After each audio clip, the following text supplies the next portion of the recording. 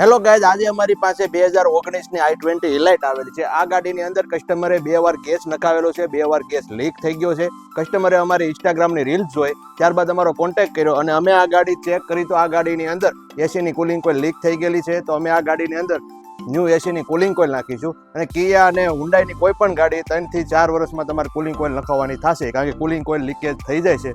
જો તમારી ગાડીમાં કુલિંગ કોઇલ નખાવી હોય તો આવી જાઓ CK કાર એસી 45 ગજેરા કમ્પાઉન્ડ, મોટા વરસા, સુરત.